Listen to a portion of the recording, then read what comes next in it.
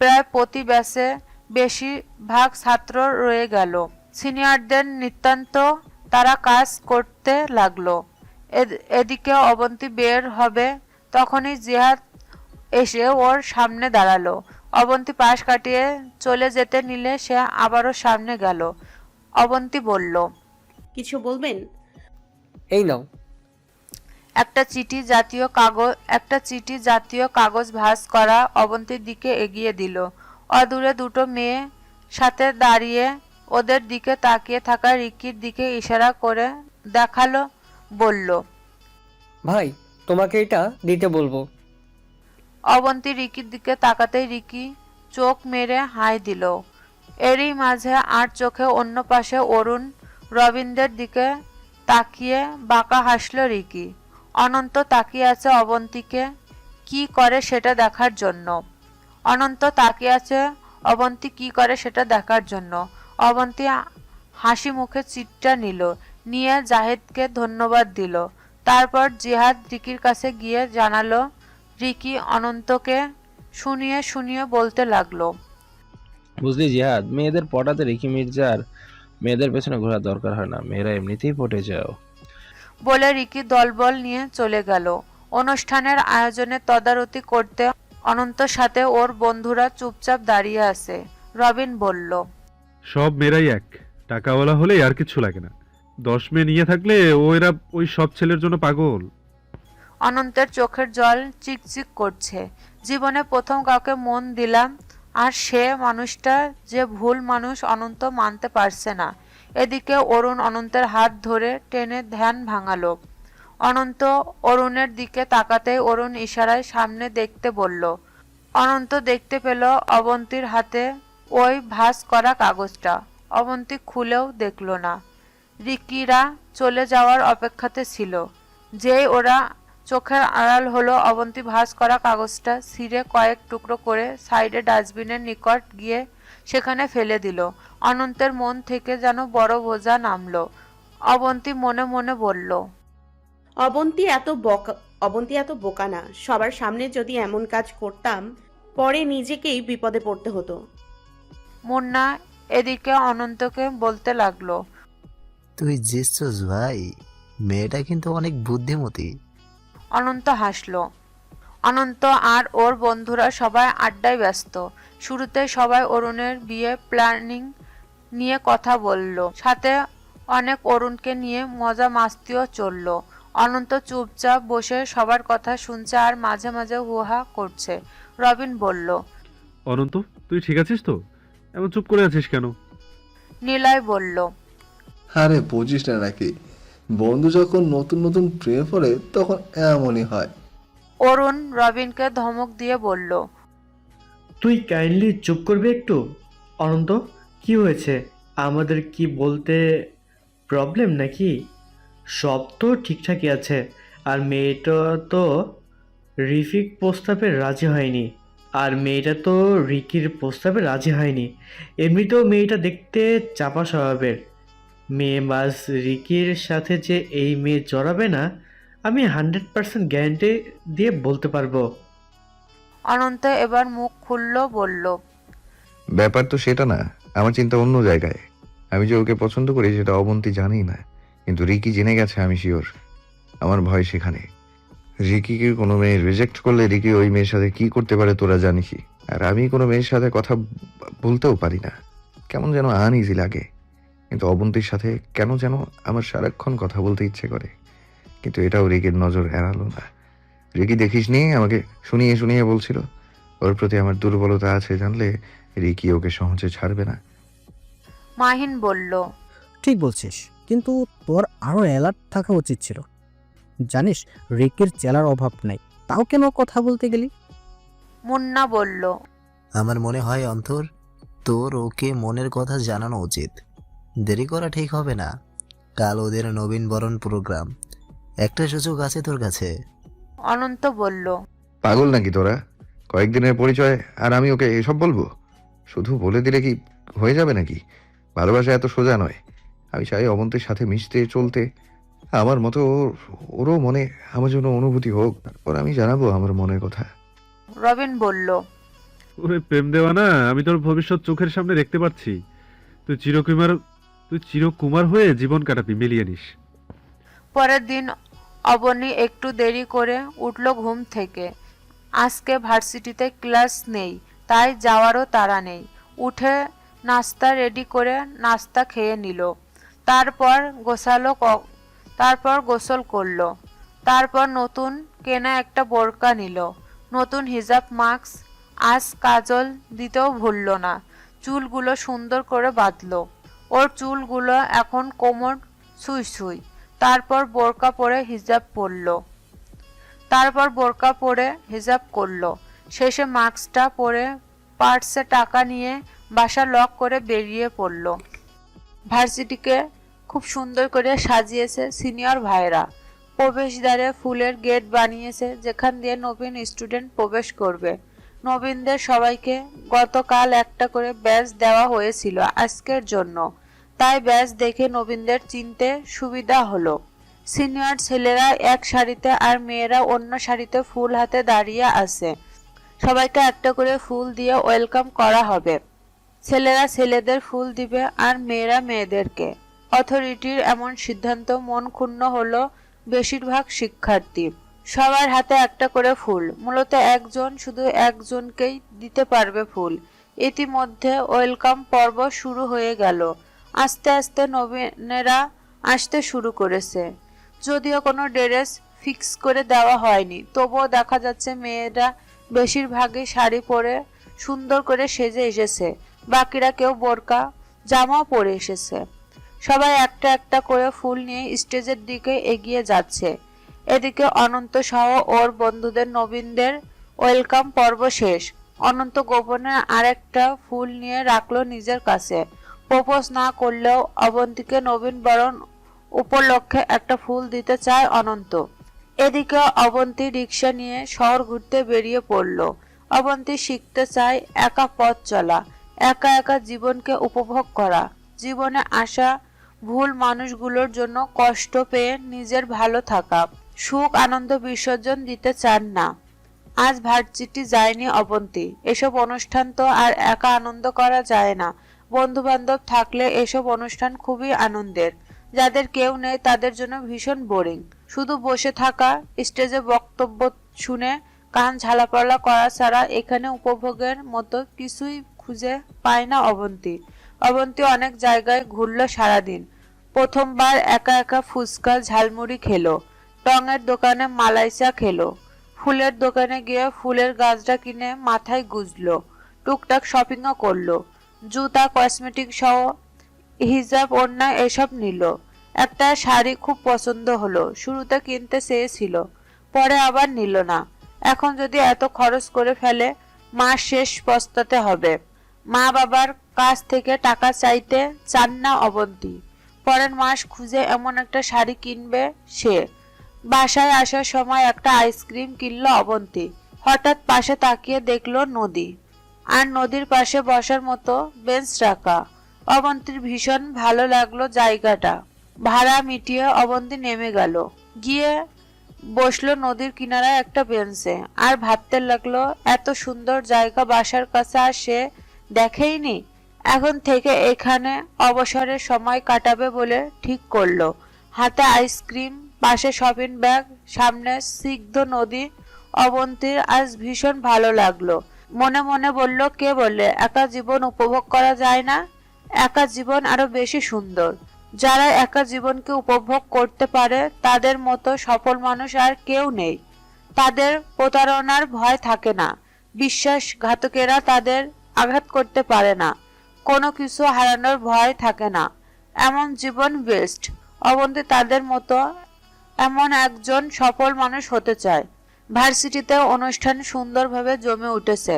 চলছে নবীনবরণ উপলক্ষে নাচ গান উৎসব। সবাই প্রতিযোগীদের সাথে তাল মিলিয়ে আরো সুন্দর করছে। রবিন, মুন্না, অরুণ, নিলয়, মাহিন সবাই এনজয় করছে। এদিকে রিকি বসে আছে জুনিয়র কিছু মেয়ের সাথে। মেয়েগুলো কেমন হ্যান্ডসাম, ছেলে দেখে কেমন চিপকে আছে। ছেলের ক্যারেক্টার যেমনই হোক, এদের কিছু যায় আসে না।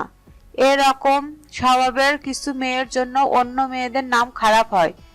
এদিকে অনন্তের চোখ কাঙ্ক্ষিত মানুষটাকে কয়েকবার খুঁজে চলেছে। শুরুতে বোরকা পরা মেয়েদের মধ্যে খুঁজে হতাশ হলো, পরে ভাবলো জামা বা অন্য কিছু পরে আসতে পারে হয়তো, কিন্তু প্রতিবারই হতাশ হলো। যে মানুষ মেয়ে মানুষ দেখলে দূরে থাকতো, সে আজ মেয়েদের ভিড়ের মাঝে কোনো এক মেয়েকে খুঁজে চলেছে মনে মনে। সে তো আর জানে না মেয়েটা নিজের পথ একা চলার রাস্তায় হাঁটা শিখতে ব্যস্ত। অনন্তের মনে যে খুশিটা ছিল আস্তে আস্তে সেটা মন খারাপের রূপ নিল। এত হট্টগোল তার কাছে অসহ্য ঠেকলো। তাই সে বন্ধুদের কাউকে কিছু না জানিয়ে ভিড় থেকে বেরিয়ে গেল। বাইরে গাছের ছায়ায় চোখ বুজে বসে থাকলো, কিন্তু মনটা ভালো হলো না। মনে হলো কাঙ্ক্ষিত মুখখানি না দেখলেও এ যাতনা ঠিক হবে না। অবন্তী বাসায় ফিরতে দুপুর গড়িয়ে গেল। বাসায় এসে ফ্রেশ হয়ে নামাজ পড়ে নিল। রান্না করে রাখেনি আজ, তার উপর এখন ক্লান্ত, খিদাও তেমন লাগছে না, তাই না খেয়ে অ্যালার্ম দিয়ে ঘুমিয়ে পড়ল। 3টার দিকে আবার অফিসে যেতে হবে। মায়ের ফোনে 2টার কিছু পরে ঘুম ভেঙে গেল। কথা বলতে বলতে ততক্ষণে ঘুমও উধাও। পেটেও জানান দিচ্ছে তার খাওয়ার চাই। এখন কি খাবে ভেবে পেল না। ভেবে চিনতে শেষে পরোটা আর ভাজি করে নিল, সাথে চা। তারপর এগুলো দিয়ে দুপুরের নাস্তা সারল অবন্তী। অবন্তী রাজকে পুরো দিনটা ভীষণ ভালো কাটলো, মন খারাপও করে থাকলো না। সন্ধ্যার পর অফিস থেকে ফিরে একটু জিরিয়ে নিয়ে পড়তে বসলো অবন্তী। পড়া শেষ করে চুলায় ভাত বসিয়ে নামাজ শেষ করে নিল। তারপর খাবার দাবার শেষ করে অবন্তী শুয়ে শুয়ে মোবাইল স্ক্রল করলো। সোশ্যাল মিডিয়ায় এক সময় সারাক্ষণ অ্যাক্টিভ থাকলেও এখন খুবই কদাংশি আসে। আজ অনেক সময় থাকলো। ফানি ভিডিও দেখে মন খুলে হাসলো, মায়ের সাথে কথা বলল, তারপর ঘুমিয়ে পড়ল। এদিকে অনন্তের মন খারাপ। প্রেমে পড়লে মানুষ এমন হয়ে যায় সেটা জানতো না অনন্ত। এখন মায়ের সাথেও আগের মতো মিশে না। বাসায় আসলে অবন্তীকে নিয়ে ভেবেই সময় পার করে অনন্ত। পরের দিন অবন্তী ভার্সিটিতে গেল। গতকাল রিকি অনন্তকে ভালো করে লক্ষ্য না করলেও জাহিদ ঠিকই লক্ষ্য করেছিল। ফুল হাতে কারোর জন্য অপেক্ষা করা, মন মরা হয়ে থাকা, সবকিছু রিকির কাছে পড়ে সব জানিয়েছিল। রিকির চোখে মুখে আনন্দের ঝিলিক। অবন্তীকে নিয়ে রিকির কোনো সিরিয়াসনেস নেই তেমন। অন্য মেয়েরা যেমন অবন্তীরও তেমন মূল্য তার কাছে। কিন্তু যখন শুনল অনন্তের দুর্বলতা আছে মেয়েটার জন্য, তখন এই মেয়েকে সহজে ছাড়বে না রিকি। অবন্তী ক্লাসে ঢুকতে যাবে তখনই রিকি ওর পথ আটকালো। অবন্তীর কাছে ঝুঁকে জিজ্ঞেস করলো, এই যে সুইটহার্ট, তুমি কালকে আসোনি নাকি? তোমাকে আমি খুবই মিস করছি। পুরো অনুষ্ঠানে শুধু তোমাকেই খুঁজে গেছি। আচ্ছা বলো, তোমাকে একটা চিঠি দেওয়া হয়েছিল, সেটা সম্পর্কে তোমার মতামত জানাও। আর শোনো, রিকি মির্জা কিন্তু সবাইকে লেটার দেয় না, যাদের দেয় তারা অনেক লাকি। যত্ন করে রাখবে কিন্তু। বলো তোমার কি মত? অবন্তী বলল, আসলে ভাইয়া, চিঠিটা আমি পড়ার আগেই হারিয়ে ফেলেছি, আমি দুঃখিত। বলে অবন্তী ক্লাসে ঢুকতে যাবে তার আগেই রিকি পেছন থেকে অবন্তীর কোমর ধরে টেনে নিজের কাছে নিয়ে আসলো। হাতের সামনে নিয়ে পেছন থেকে অবন্তীর পেট চেপে ধরলো। এমন একটা ঘটনার আশেপাশে সবাই ওদের দিকে তাকিয়ে রইল। অবন্তী যথেষ্ট চেষ্টা করেছিল কারোর সাথে ঝামেলায় না জড়াতে। রিকি বলতে চাইল, আমি কি তোমাকে যেতে বলেছি? আর কথা শেষ করতে পারল না। তার আগে অবন্তীর সজোরে কষে থাপ্পড় মারল রিকির গালে। আকস্মিক ঘটনা সকলে হতভম্ব। অবন্তী নিজেকে ছাড়িয়ে ক্লাসে ঢুকে গেল। তারপর বেঞ্চে মাথা নিচু করে কাঁদতে লাগলো। কেউ অবন্তীর সাথে মিশে না, আর তার উপর এমন দুঃসাহস দেখানো দেখে কেউ আসার নাম করল না। অবন্তীর পিঠে কারো হাতের স্পর্শ। অবন্তী মাথা তুলল। মেয়েটা বলল, তুমি কাঁদছো কেন? যা করেছো একদম ঠিক কাজ করেছো। এসব ছেলে এমনটাই প্রাপ্য। অন্য সময় হলে অবন্তী এড়িয়ে যেত, কিন্তু আজ মেয়েটাকে জোরে কাঁদতে লাগলো। এদিকে রিকি এখনো অবাকের চরম পর্যায়ে। কত কত মেয়েদের টাচ করেছে সে, কিন্তু এমন ঘটনা আজ প্রথম। রাগে ওর চোখ লাল হয়ে গেল। দেখে মনে হবে যেন অগ্নিবর্ষণ হবে। যাই সহ আরেকজন মিলে দ্রুত রিকিকে সেখান থেকে নিয়ে গেল। অবন্তীর হাতে রিকিকে মারার খবর বাতাসের বেগে ভার্সিটি ছড়িয়ে গেল। অনন্তের কানেও পৌঁছালো খবরটা। রিকি বলতে লাগলো, এই মেয়ের এত বড় দুঃসাহস, একে তো আমি দেখে নেব। জাহিদ, আজকের মধ্যে ওকে আমার পার্সোনাল ফ্ল্যাটে চাই, যে করেই হোক। রিকি মির্জা কি জিনিস সারা জীবন যেন মনে রাখে সে ব্যবস্থা করব আমি। অবনীকে নর্মাল করতে মেয়েটা বলতে লাগলো। আমি তিথি, তোমার নাম কি? নিজের নাম বলল। মেয়েটা মুচকি হাসলো, বলল, খুব সুন্দর নাম। তারপর তিথি নিজের সিটে গিয়ে ব্যাগ থেকে ওয়াটার বোতলটা এনে অবন্তীকে পানি খেতে দিল।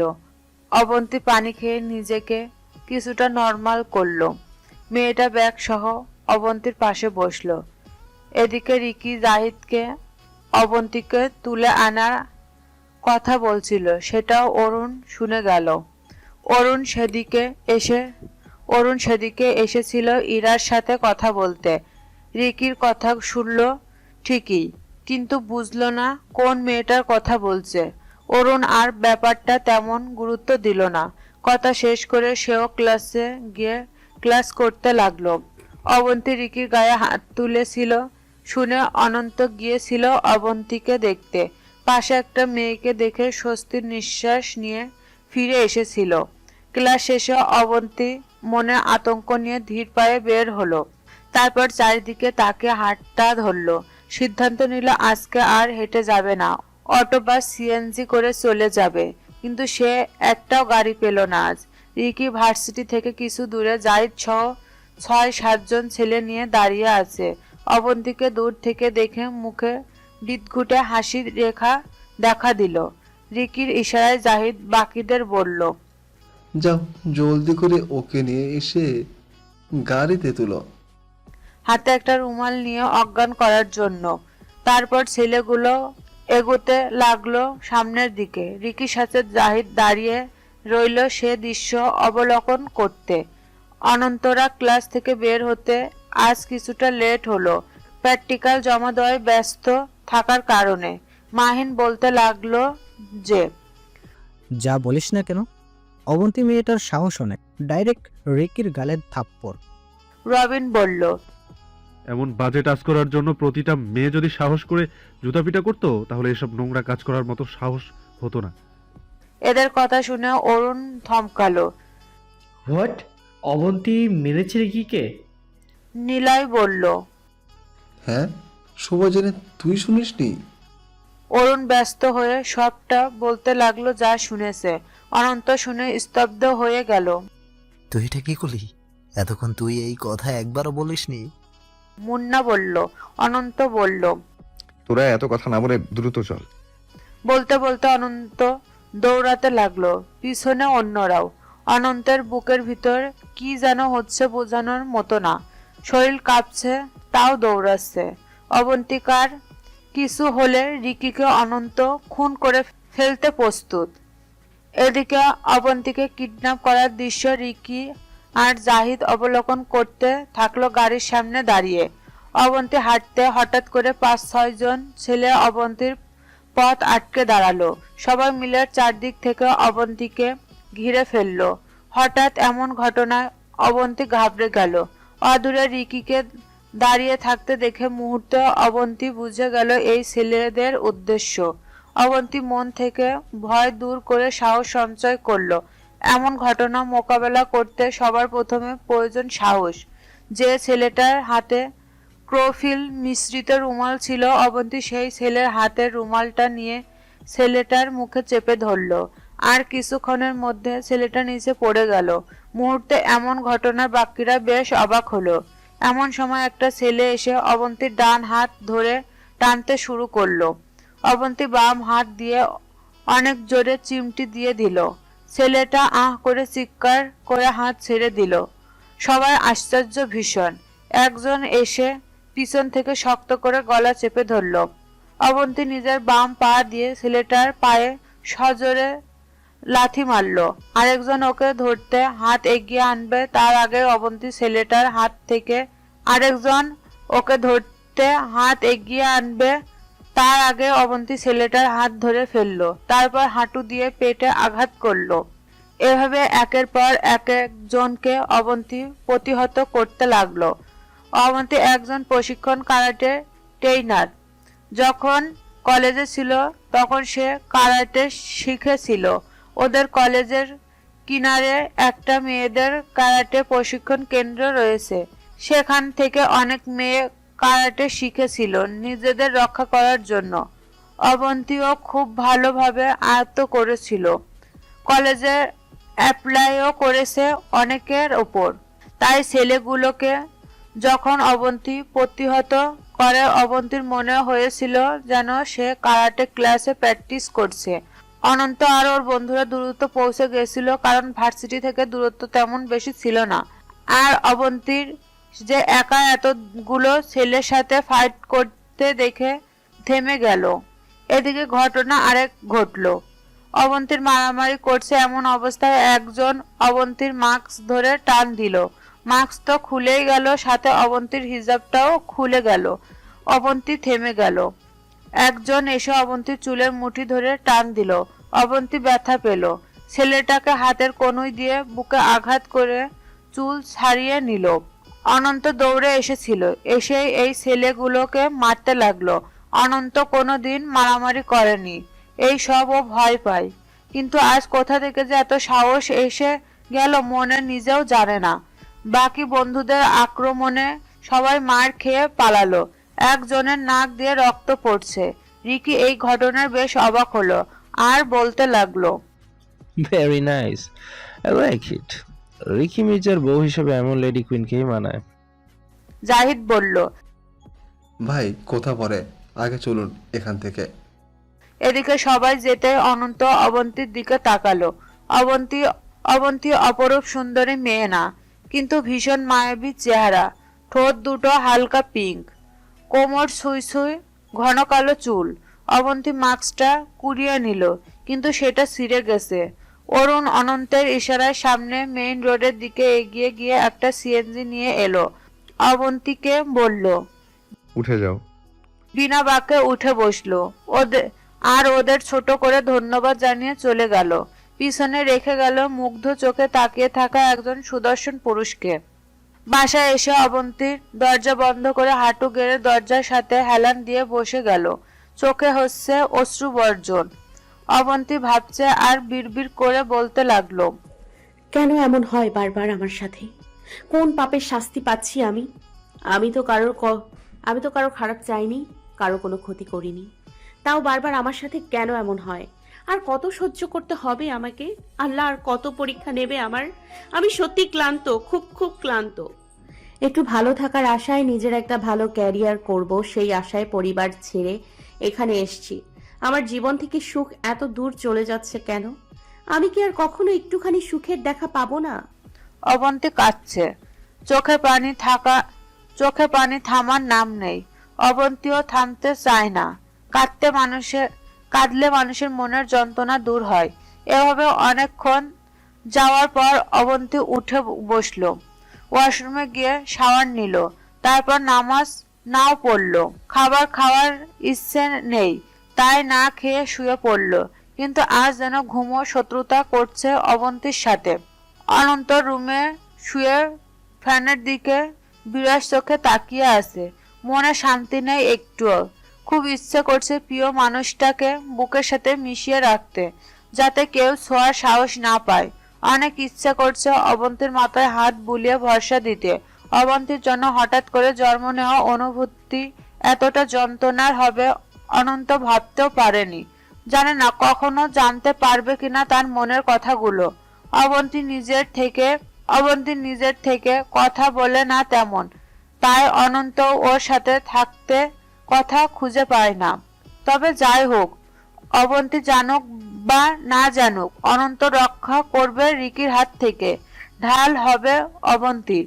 পরের দিন অবন্তী উঠে ভাবনায় পড়ে গেল আজ ভার্সিটিতে যাবে কিনা। পরে সিদ্ধান্ত নিল যাবে, কারণ যদি না যায় রিকির দল ওকে ভীতু মনে করবে।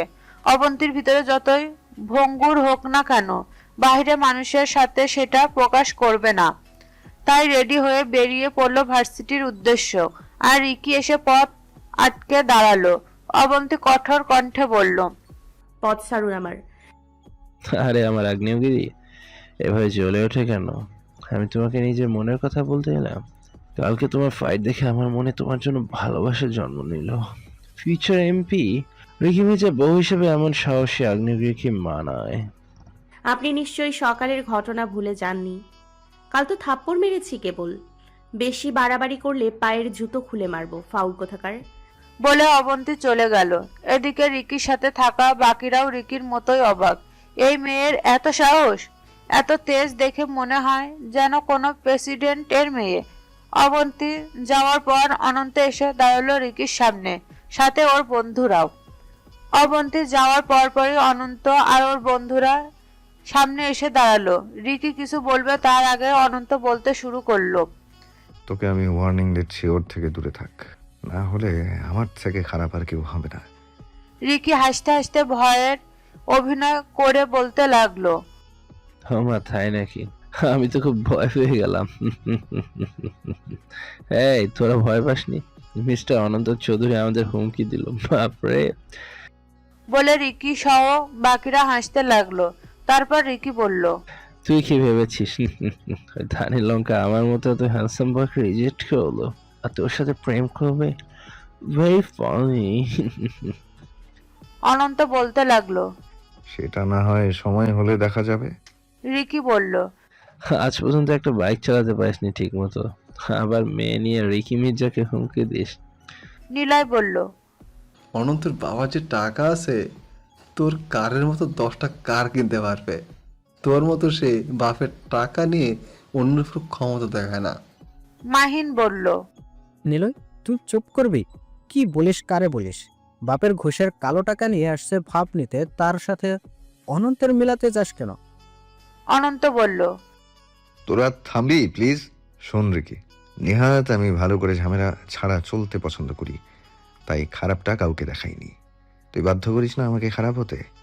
যদি একবার খারাপ হই তুই ভাবতেও পারবি না অনন্ত চৌধুরী কতটা ভয়ঙ্কর। Mind it. এদিকে তিথি আজও এসে অবন্তীর পাশে বসলো। বলতে লাগলো, কেমন আছো অবন্তী? তুমি কি এখনো চিন্তিত? অবন্তী বলল, না না না, কি বলছো তুমি? আমি এখন চিন্তিত নই। আচ্ছা, তুমি ট্যুরে যাবে না? আগামীকাল কিন্তু ডেট। অবন্তী বলল, হ্যাঁ হ্যাঁ, যাব না কেন? তুমি কি ফিস দিছো? তিথি বলল, না, আজকে দিব। অবন্তী বলল, চলো যাই একসাথে জমা দিয়ে আসি। তিথি আর অবন্তী দুজনেই ফিস জমা দিয়ে আসলো। এসে দুজন দুজনের ফোন নাম্বার, ফেসবুক আইডি নিল। অবন্তী বলল, তোমাকে বিশ্বাস করে নাম্বার দিলাম, আর কাউকে দিও না। কাউকে দেওয়ার প্রয়োজন মনে হলে আমি নিজেই দিব।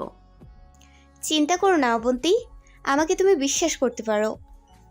তারপর দুজনের টুকটাক কথা বলল। ক্লাস শেষে অবন্তী বের হলো। অনন্ত আগে থেকেই অবন্তীর জন্য অপেক্ষায় ছিল। অবন্তী আসতে ওকে বুঝতে না দিয়ে হাঁটতে লাগলো।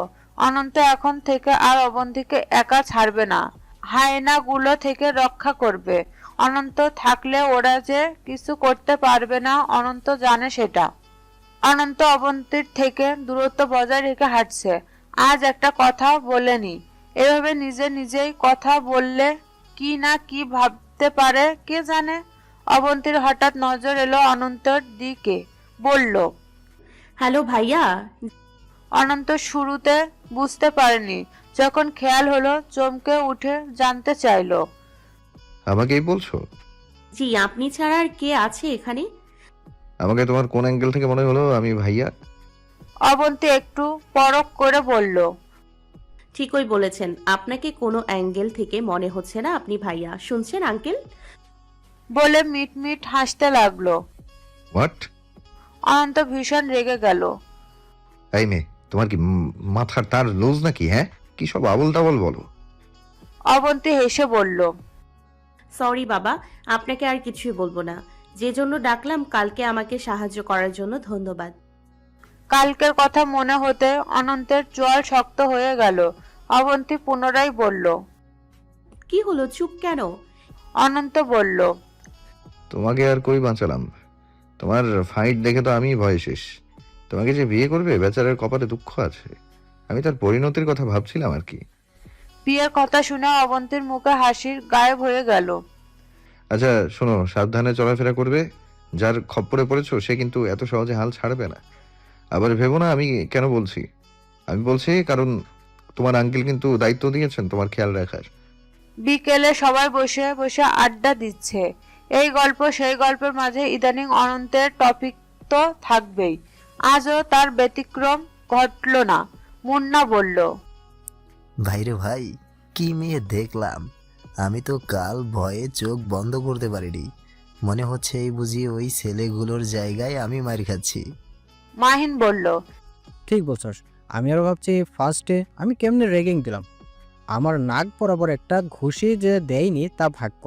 এমন রূপ আগে জানলে সেদিন আমি ওর পা ধরে বলতাম, আমাকে আপনার পদধূলি দিয়ে ধন্য করুন। মাহিনের অভিনয়ে সবাই হাসতেছে। নিলয় বললেন। অনন্ত, তোর এখনো সময় আছে, সাবধান হয়ে যা। আমি চাই না তুই বিয়ের পর বইয়ের হাতে মার খেয়ে 2 দিন পর পর ডাক্তারের কাছে যাস। তোর মান সম্মানের প্রশ্ন কিন্তু। অবন্তী অফিস শেষ বাসায় এসে জিরিয়ে নিল। তারপর পড়াশোনা, নামাজ, খাওয়া সব শেষ করে পরের দিন ভার্সিটি থেকে ট্যুরে যাওয়ার জন্য অবন্তী ব্যাগ গুছিয়ে নিল। যেহেতু 2 দিনের ট্যুর, তাই জামা কাপড় সেই হিসেবে নিবে। বাসাটা সুন্দর করে গুছিয়ে রাখলো। তারপর ঘুমিয়ে পড়ল। পরের দিন সকালে উঠে ঘটল অন্য ঘটনা। মেয়েলি ঘটিত সমস্যার কারণে অবন্তী শুরু হলো অসহ্য রকমের পেট ব্যথা। কিছুতেই ব্যথা কমার নাম নেই।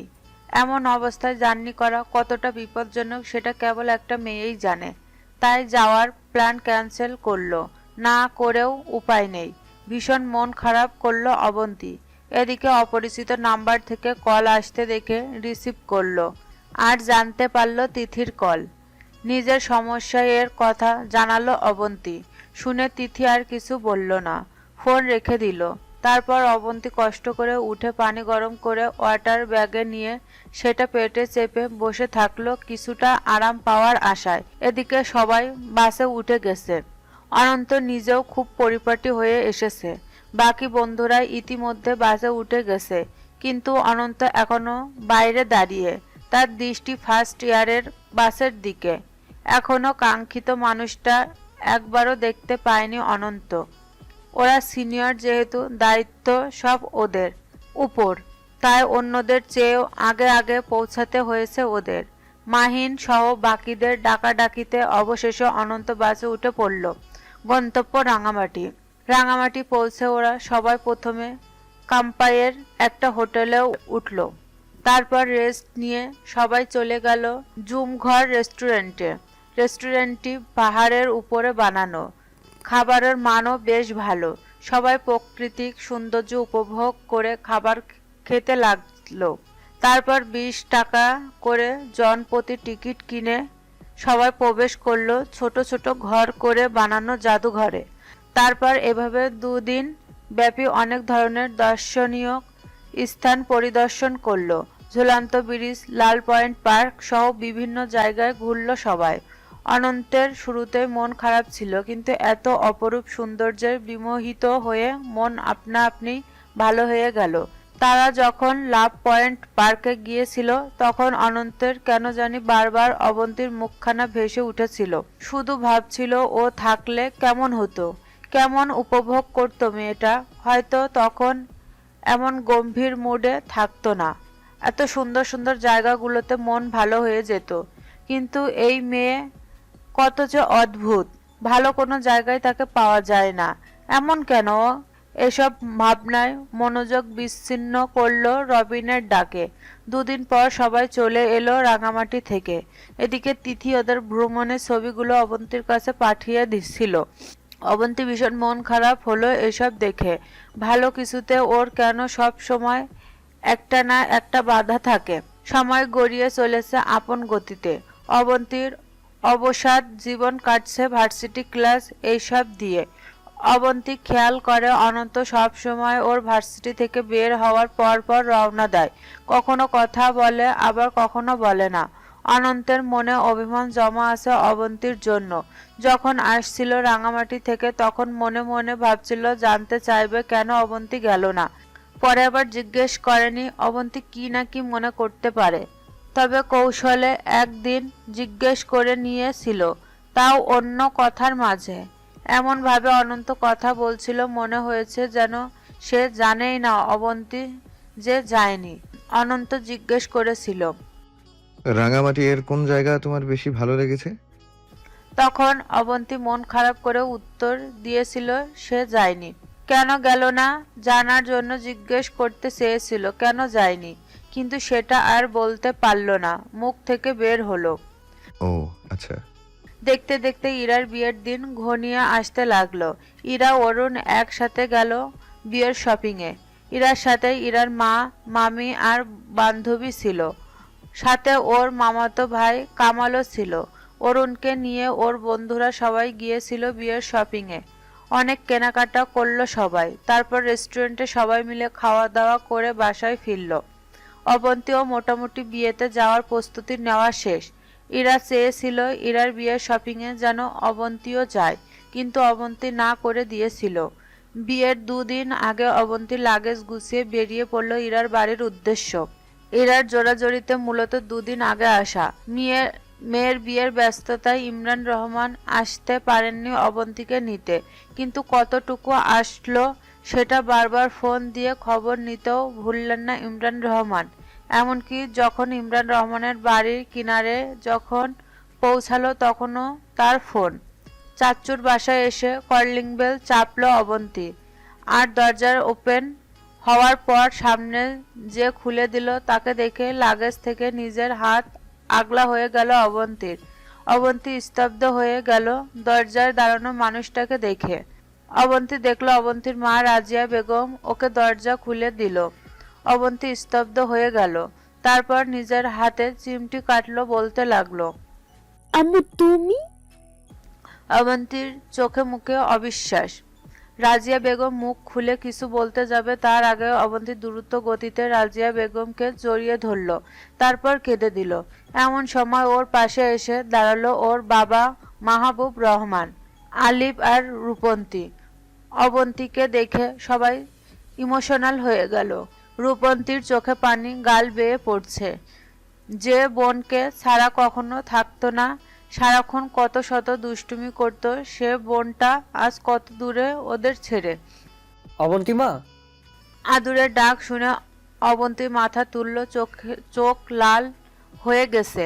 মাহবুবুর রহমান মেয়ের চোখের পানিগুলো আলতো করে স্পর্শ করে মুছে দিল। অবন্তী বাবাকেও জড়িয়ে ধরল। মাহবুবুর রহমান মেয়ের মাথায় হাত বুলিয়ে বলল, মা শান্ত হও। দেখো আমরা সবাই তোমাকে না জানিয়ে এসেছি তোমাকে সারপ্রাইজ দিতে, খুশি করতে, আর তুমি কাঁদছো কেন? অবন্তী বাবাকে আরো শক্ত করে জড়িয়ে ধরল। আলিফের চোখের কোণে জল চিকচিক করছে। গোপনে সেটা মুছে নিয়ে আলিফ তারপর বলল, কি রে, তুই এমন করে কাঁদছিস কেন? যেন মনে হচ্ছে বিয়েটা ইরা আপুর না, তোর বিয়ে। যেখানে ইরা আপু কাঁদবে সেখানে সে সবার সাথে আড্ডা দিচ্ছে, আর তুই একটা শোক সবার আয়োজন করে বসে আছিস। অবন্তী কান্না থামিয়ে ভাইয়ের দিকে কটমট করে তাকালো, তারপর ভাইকে বলল, দেখলি আমি যে তোকে কখনো মিথ্যা বলিনি। তোকে ব্রিজের নিচে থেকে কুড়িয়ে আনা হয়েছিল, তাই তোর কোনো রক্তের টান নাই আমার জন্য। এখনো পাশানি আছিস। আরে আপু তোকে কুড়িয়ে আনছে, দেখিস না আমি আর আমার একমাত্র বোন রূপন্তীর কত মিল। দেখতে কত সুন্দর আমরা দুজন, আর তোকে দেখলে আমার শাকচুনি ডাইনি সবার চেহারাটা চোখের সামনে ভেসে আসে। আসছে, সবাই জানে আমি আর রূপন্তী দেখতে একই রকম, আর তুই একদম বিটকেলের মতো দেখতে। তোকে দেখলে আমার মনে হয় পৃথিবীতে এক চেহারার 7 জন থাকে, যে সেটা সত্য। বিটকেলের চেহারার একজন আরেক আমাদের ঘরে।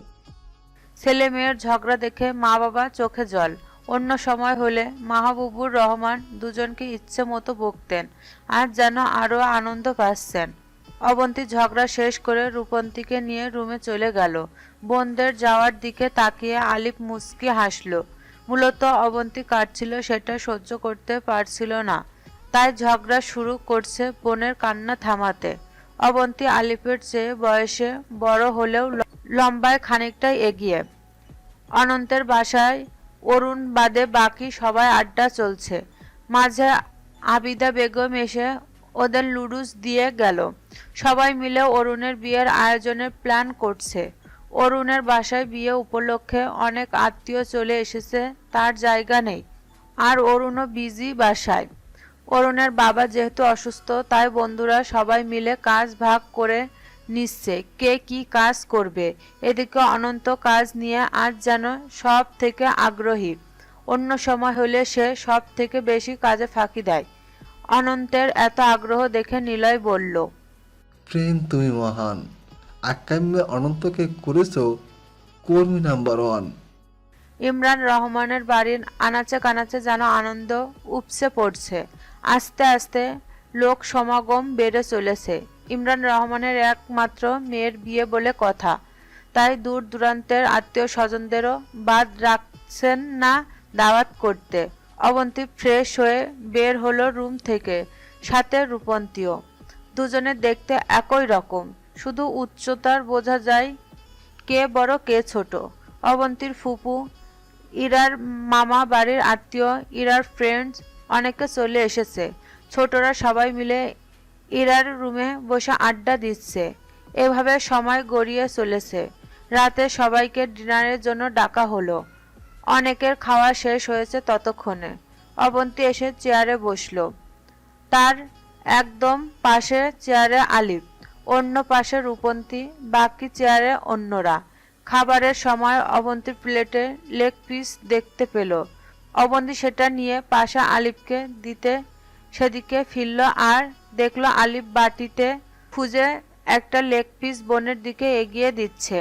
দুজনের হাতে লেগ পিস, একজন অন্যজনকে দিতে নিচ্ছে। এরকম ঘটনা দুজনের আবেগ আপ্লুত হয়ে গেল। আলিফ বলল, আমার ভাগেরটাও তুই খাবো। তুই গেলে আর কখনো ঝামেলা করবো না তোর সাথে।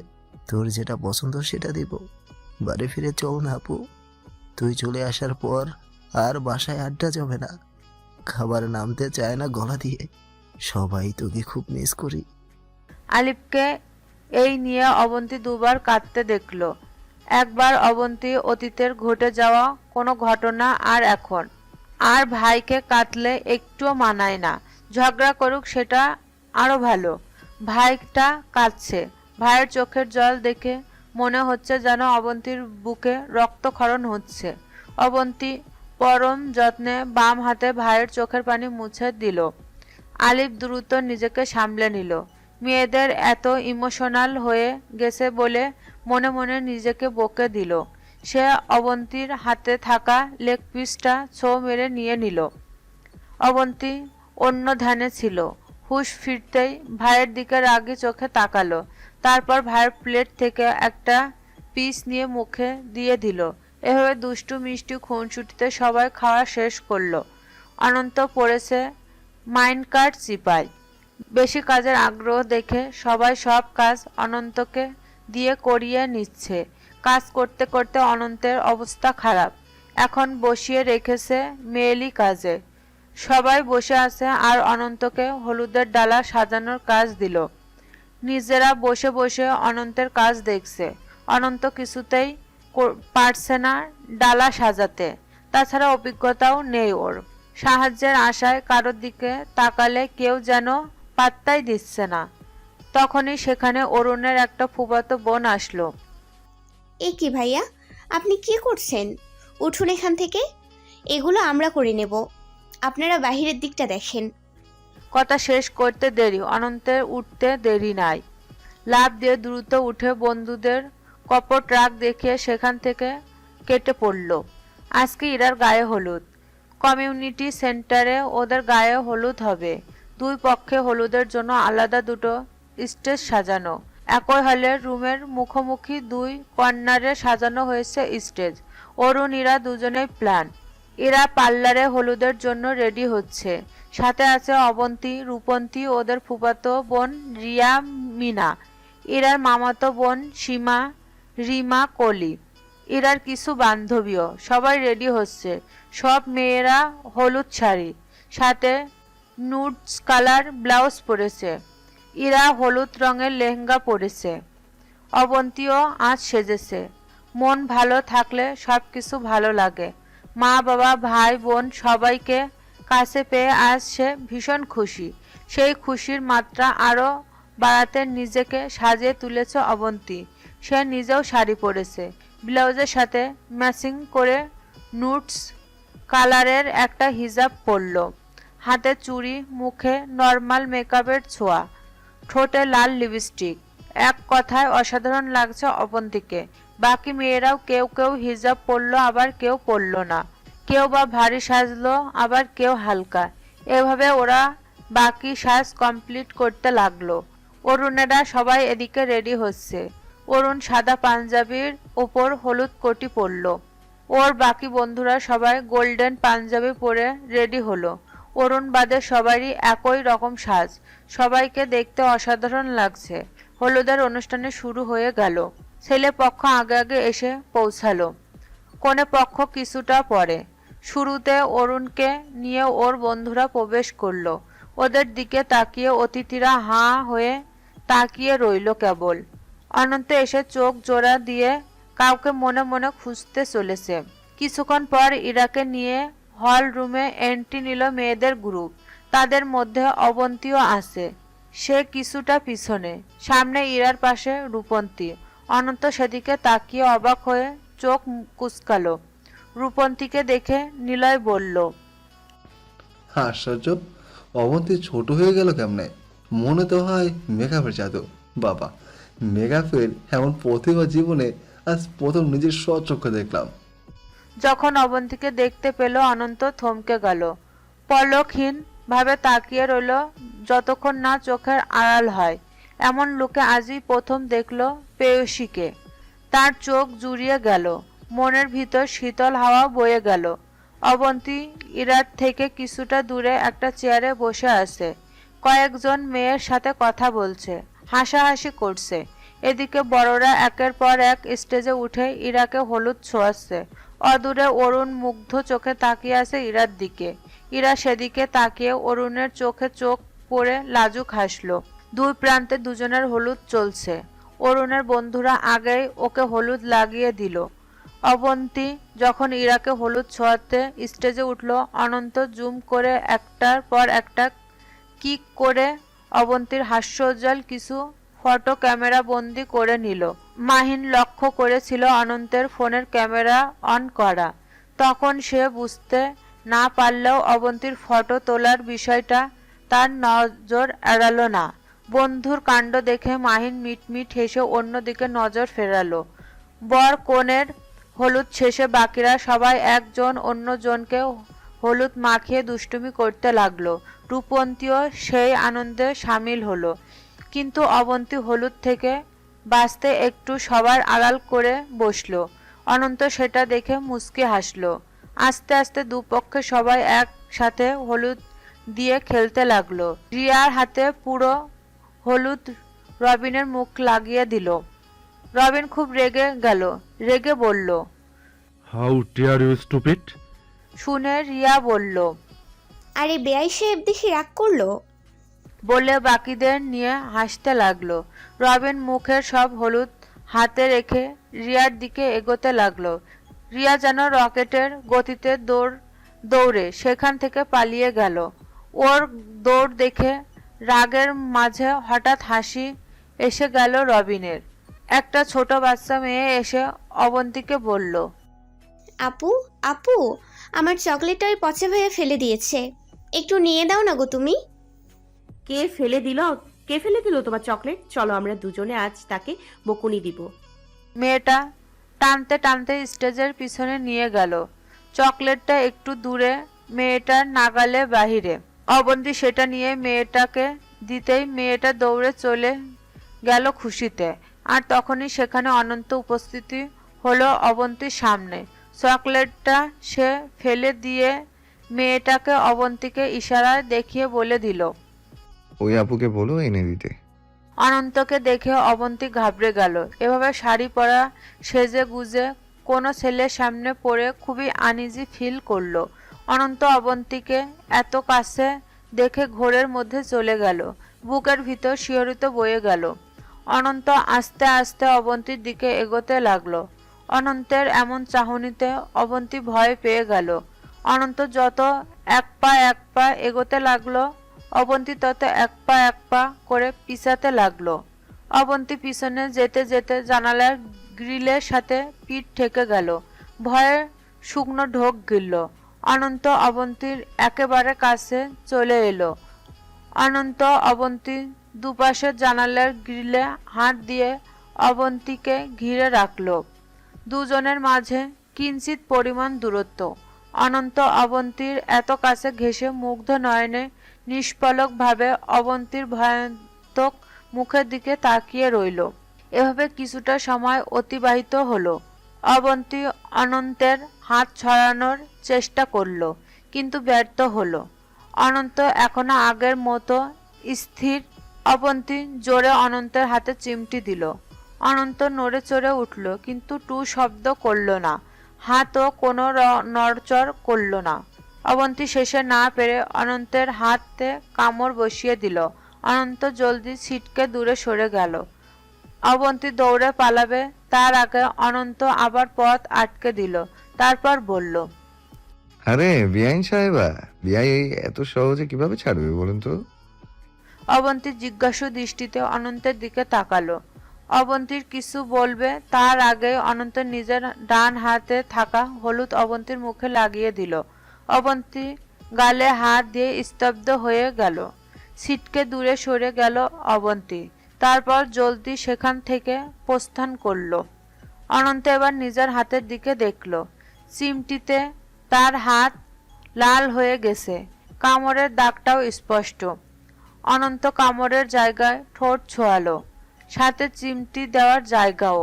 পরের দিন যদিও আর সবাই জলদি ঘুম থেকে ওঠার কথা, কিন্তু অনেক রাত অবধি জেগে থাকার কারণে সবাই বেশি দেরিতে উঠল ঘুম থেকে।